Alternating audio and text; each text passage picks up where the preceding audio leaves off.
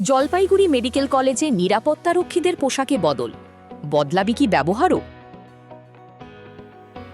Jalpaiguri medical college ও হাসপাতালে বদলে গেল বেসরকারি নিরাপত্তারক্ষীদের পোশাকের রং। এতদিন নীল পোশাকে দেখা যেত নিরাপত্তারক্ষীদের, এবার সেই পোশাকের রং হয়েছে গেরুয়া। রাজ্যে রাজনৈতিক পালাবদলের পর বিভিন্ন ক্ষেত্রে রঙের পরিবর্তন নিয়ে যখন আলোচনা চলছে, তখন হাসপাতালের নিরাপত্তারক্ষীদের পোশাকের রং বদল ঘিরেও শুরু হয়েছে চর্চা। তবে পোশাকের রং বদলের পাশাপাশি নিরাপত্তারক্ষীদের আচরণ নিয়েও প্রশ্ন তুলছেন রোগী ও তাদের পরিজনদের একাংশ। চিকিৎসা করাতে আসা মানুষের অভিযোগ, নিরাপত্তা কর্মীদের একাংশের দুর্ব্যবহার নিয়ে দীর্ঘদিন ধরেই সমস্যা রয়েছে। ফলে পোশাকের রং বদলের পর এখন রোগী ও তাদের আত্মীয়দের একটাই প্রশ্ন, শুধু জামার রং বদলালো নাকি বদলাবে ব্যবহারও?